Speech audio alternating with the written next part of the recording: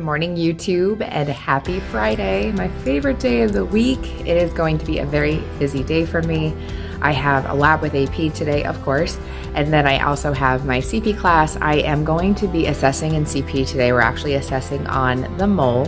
Yesterday we did Flynn's mole lab, and it was just such a great experience for the kids, and it was a lot of fun for the kids to see what actually you can do in terms of calculating mass and moles and looking at particles. And so today is kind of their summative assessment, and then I'll be spending some time reviewing some of the important concepts from the year.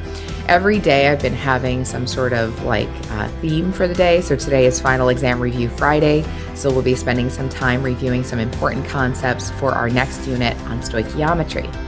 And then of course with the AP students, we are covering acid-base equilibria. And so I want to give them some extra practice because it is definitely a tough topic for kids. So I want to give them some FRQ practice today. And then I also have just some titration practice that they're going to work on as well. So I have to clean up the Flynn mole lab.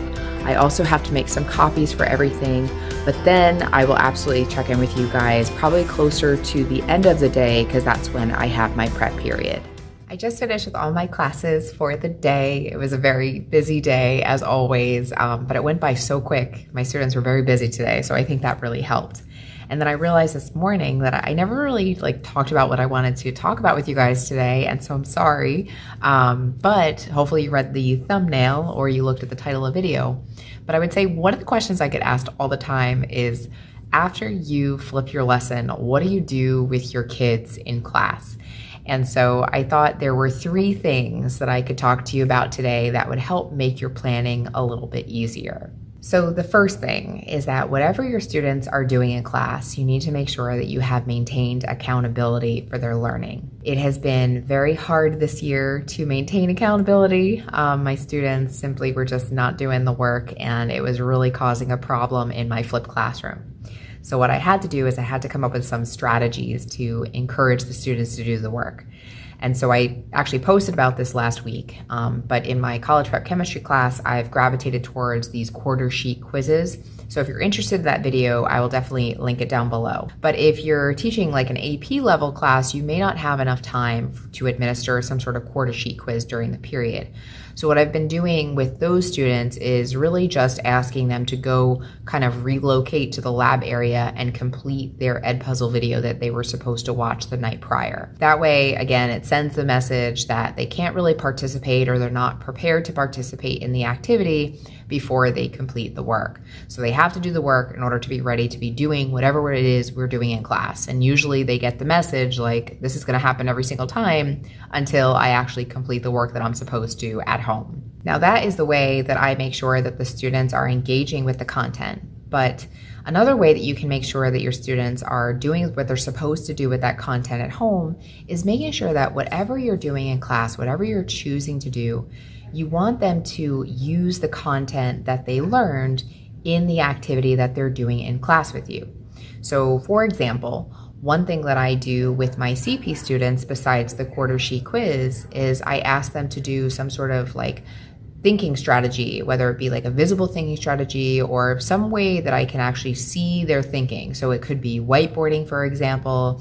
It could be maybe a do now, something that encourages them to use the content that they've learned, but maybe kind of has some sort of twist to it. Nothing too difficult, but something that maybe might be a little bit more challenging or a new and different way to think about something.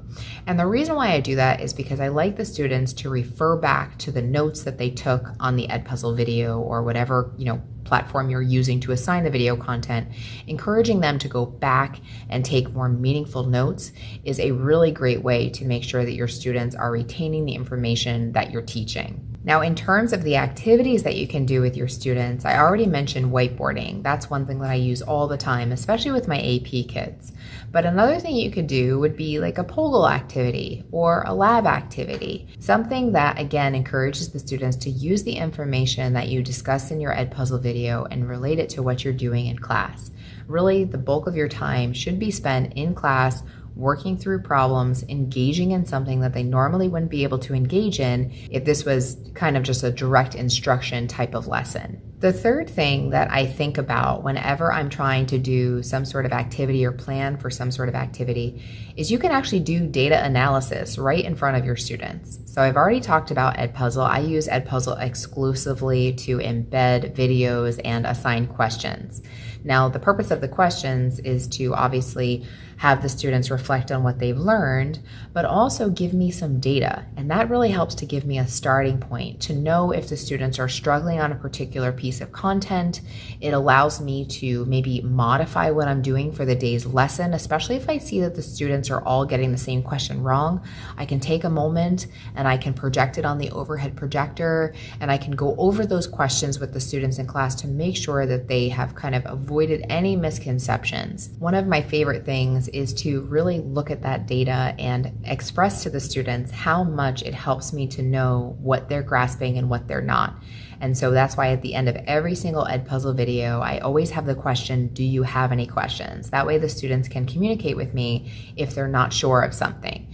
That is something that I always read and I always respond to. And then sometimes if students have the same exact question, I'll actually talk about it in class, maybe during do now time. I really like doing that because I think it sends the message to the students that what they say to me matters, and it lets them know that I'm reading everything that they write and I want to make sure that I can help them. So I would say if you're thinking about what you should do with your students after you flip your lesson, you want to definitely think about those three things. You want to think about accountability. You want to think about some sort of a cognitively demanding task in your activity that includes maybe some sort of like little twist, some sort of extension. And then finally, look at the data, see how your students are doing with the questions that you already assigned, and then just bring it up on the overhead. If the students are all getting the same question wrong, you can spend some time talking about that information. So those are the three strategies that I use whenever I'm trying to figure out what to do with my students the next day. If there's anything that I missed or there's something that you think I should include, please feel free to leave a comment down below. It's a beautiful day outside. I'm gonna get out of here. I hope you had a wonderful week with your students, and I'll be sure to check in with you guys next week.